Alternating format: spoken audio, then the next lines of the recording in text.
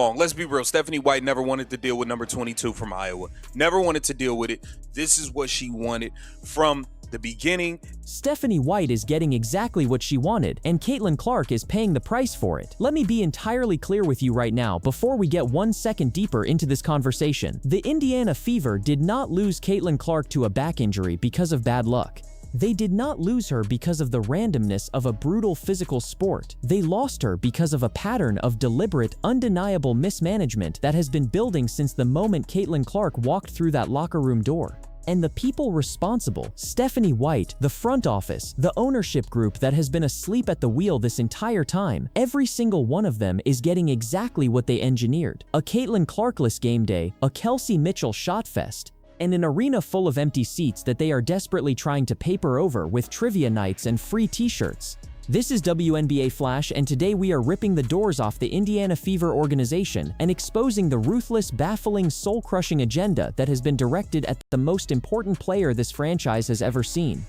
I think this is ultimately what Stephanie White wanted, though. That's why they really went and got Raven Johnson. They want to see how she looks as a starter with Kelsey. Let me set the table here because I want every single person watching this video to understand the full weight of what we are talking about. Caitlin Clark is out. The Indiana Fever officially announced she would not play against the Los Angeles Sparks, listing a back injury as the cause. And on the surface, that sounds like a straightforward injury update. Player hurt, player sits. That happens in professional basketball. That is the sport. But here is what the press release did not tell you. Here is the part of the story that the establishment would very much prefer you not sit with for too long. Caitlin Clark was ready to go back into that basketball game. She was going to return. And then Stephanie White made a substitution decision that, according to people who watched it happen in real time, was the absolute final straw for Clark. She had enough, she walked, and now the Indiana Fever are scrambling to fill a building that only started selling out because of her. The stakes of this moment are not small. This is not a one-game absence. This is a window into the catastrophic relationship between a head coach who has never wanted this particular player in her system and a franchise that has been reaping the financial and cultural benefits of that player's stardom while simultaneously doing absolutely nothing to protect her. The Indiana Fever just became the first WNBA team to reach 2 million followers on any platform, 2 million, and they posted that milestone like it was a tribute to the organization's greatness. It is not. Those are Caitlin Clark's fans, every single one of them. And the organization knows it, which is why what is happening right now is so genuinely outrageous. So she was gonna go back into the basketball game, and I think when Stephanie White subbed her out, that was like the icing on the cake, and she just had enough, and she said, "Screw you, screw you." Now let us document exactly what happened, because the details matter. They matter enormously. Caitlin Clark went down with a back injury during the game. That part is real. Nobody is disputing the physical reality of what happened on the court. But here is what you need to understand about the sequence of events. Reports from people watching that game live indicate that Clark was prepared to return. She was on the sideline. She was ready to come back in. And then Stephanie White made a substitution call. She subbed Ralph into the game instead. Not Clark, Ralph. Think about that for a moment. Your franchise player, the woman who dragged this organization out of irrelevance and into the conversation of the most followed teams in the entire league, is standing on the sideline ready to compete.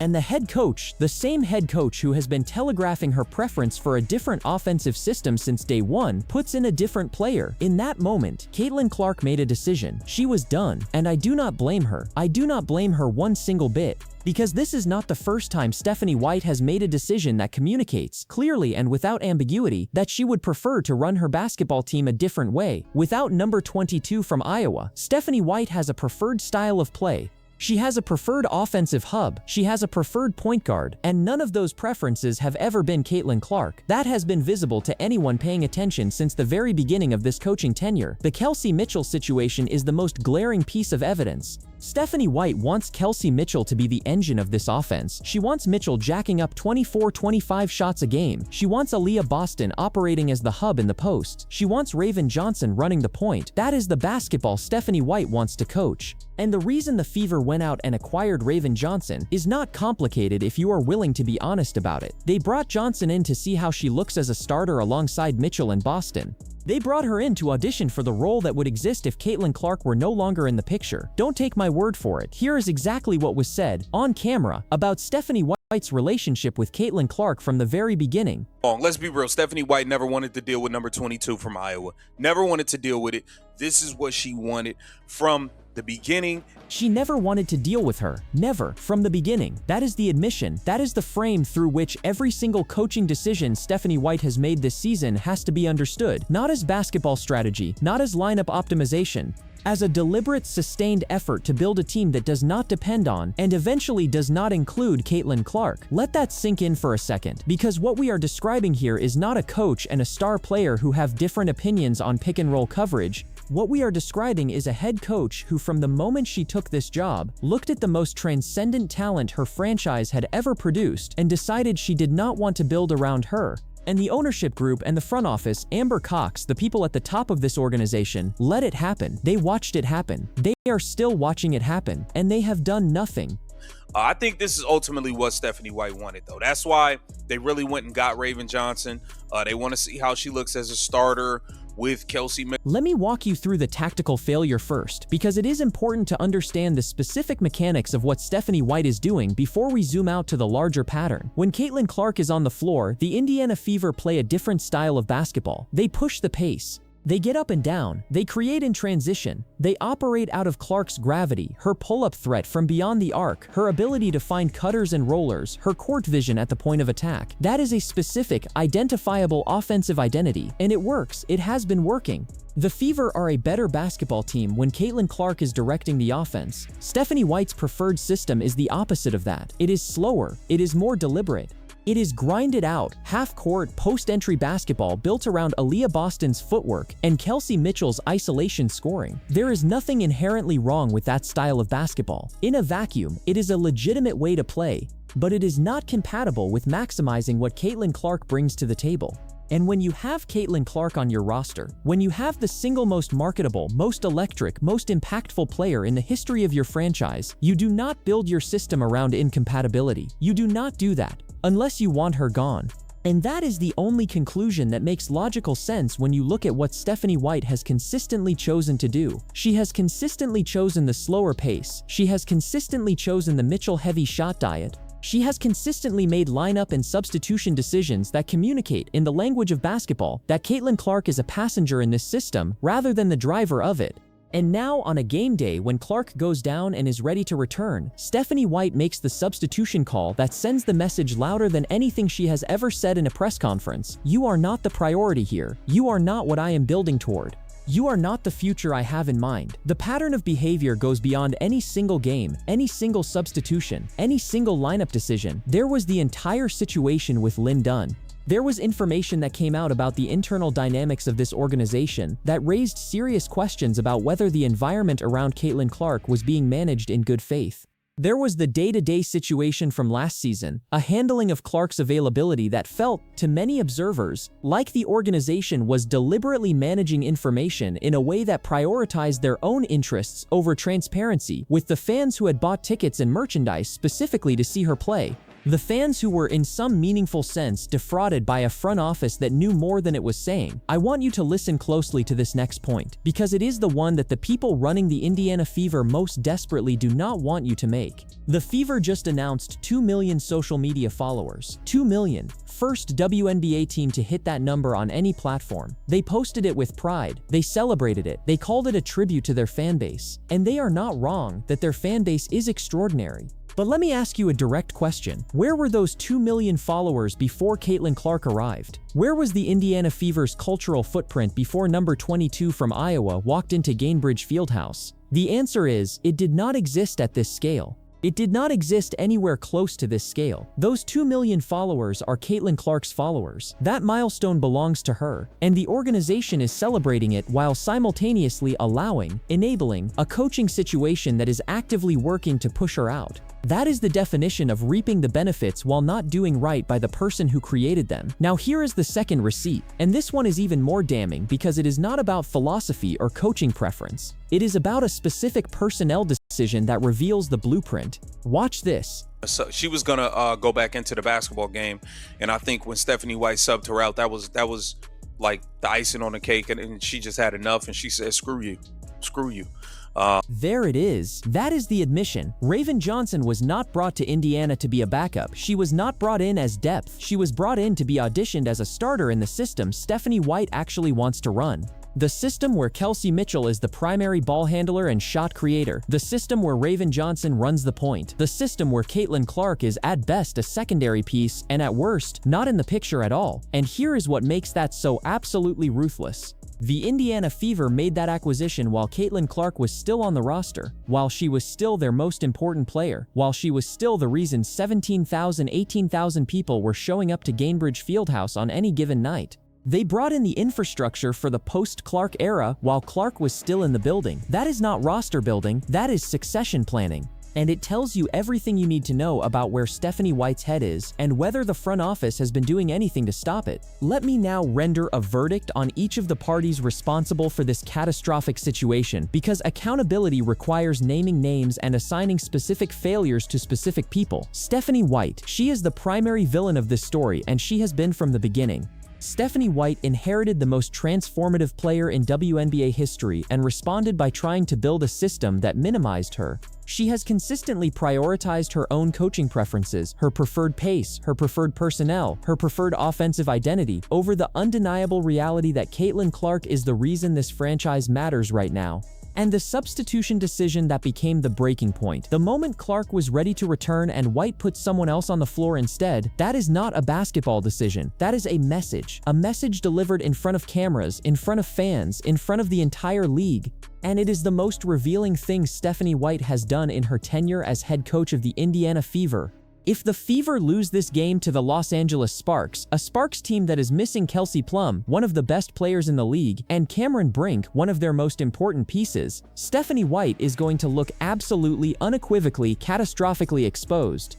Because this is what she asked for. This is the team she wanted to coach. Kelsey Mitchell getting up 24-25 shots. Aaliyah Boston in the post. Raven Johnson at the point. Ty Harris off the bench. This is Stephanie White's basketball. And if she cannot beat a depleted Sparks roster with the personnel she has been lobbying for, there is no argument left to make. There is no cover to hide behind. The result will speak for itself. Amber Cox and the front office. They are the enablers. They are the people who had the power to intervene in this situation and chose not to. The Linny Dunn situation, the handling of Clark's availability last season, the failure to create an environment where the franchise's most important player felt protected and valued, all of that happened on their watch. All of that was allowed to continue because the people at the top of this organization either did not understand what was happening or did not care enough to address it, and the evidence suggests it is the latter. The owner, Herbert Simon, has shown by all observable indications that the WNBA franchise is not a priority for him. It is an afterthought. And when ownership treats a franchise as an afterthought, the people below them in the organizational structure feel that permission to operate without accountability. The fans. I want to say something directly to every single person watching this video who has bought a ticket, bought a jersey, bought merchandise, driven hours to see this team play. You were not wrong to invest in this franchise. You were not wrong to show up. You were not wrong to believe that the Indiana Fever, with Caitlin Clark at the center of everything, could be something genuinely special. The failure here is not yours. The failure belongs entirely to the people who had the responsibility to build something worthy of your investment and chose, instead, to pursue a petty, baffling internal agenda that has now produced a Caitlin Clarkless game day that they are trying to cover with trivia contests and free t-shirts. Trivia contests and free t-shirts. That is what the Indiana Fever think is an adequate substitute for the Clark Show. That is what Amber Cox and Stephanie White and the front office think will fill 17,000 seats in Gainbridge Fieldhouse, pre-game activities on the plaza, a culture corner, women's history trivia, an anthem singer. Let me be entirely clear about what that tells you. It tells you that the people running this organization know, with absolute certainty, that their product without Caitlin Clark is not compelling enough to sell on its own merits. So they are papering over the absence with gimmicks, and that is the most damning indictment of the coaching and front office situation that you will find anywhere. They know what they have without her, and they are terrified of it. Now here is the clip that nobody on television will play for you because of what it proves about the moment Caitlin Clark reached her breaking point. Here is what actually happened in that game, in the words of someone who watched it unfold in real time.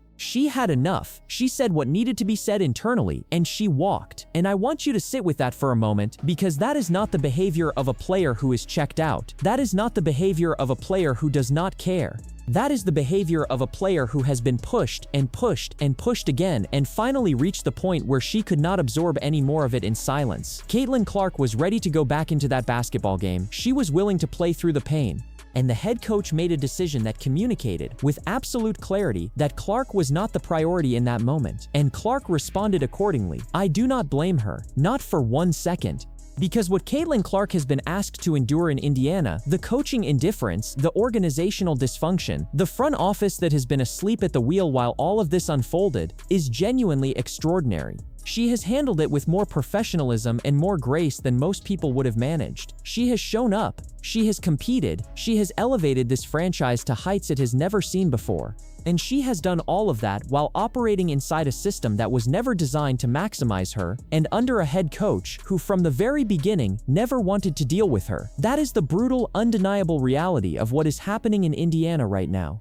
And it is not going to get better until something fundamental changes. Let me stake some specific predictions here, because I want to be on record about where this is going. First, if the Indiana Fever lose this game to the Los Angeles Sparks, a short-handed, depleted Sparks team that has no business beating a healthy Indiana Fever squad even without Clark, the pressure on Stephanie White's job security is going to become impossible to ignore. The front office has been protecting her. The ownership group has been indifferent to the situation.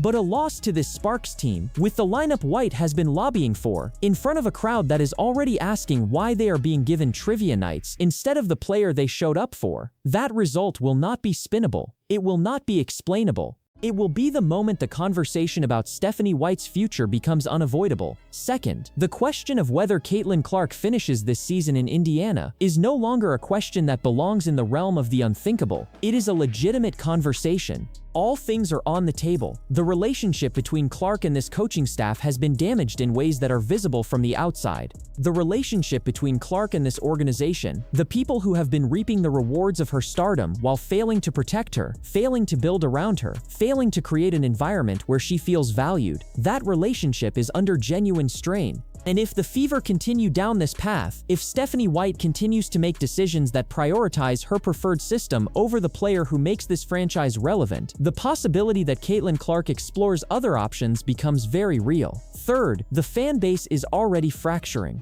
And this is the thing that should terrify the Indiana Fever front office more than anything else. There are people, real fans, people who showed up, people who invested, who are rooting for the Los Angeles Sparks today, not because they hate the Fever, because they want to see Stephanie White exposed, because they want the result to be so undeniable that the people running this organization are finally forced to confront what they have allowed to happen. When your own fans are rooting against you, when the people who bought tickets and merchandise and drove hours to see your team play are hoping you lose, you have failed at the most fundamental level of organizational management. You have turned the people who love your product into people who want to see it punished. That is where the Indiana Fever are right now. That is the catastrophic, self-inflicted reality of what Stephanie White and the front office have built. And the only way out of it is to make changes that are honest about the problem. Not to schedule a trivia night, not to hand out free t-shirts, not to celebrate 2 million social media followers that belong to someone else.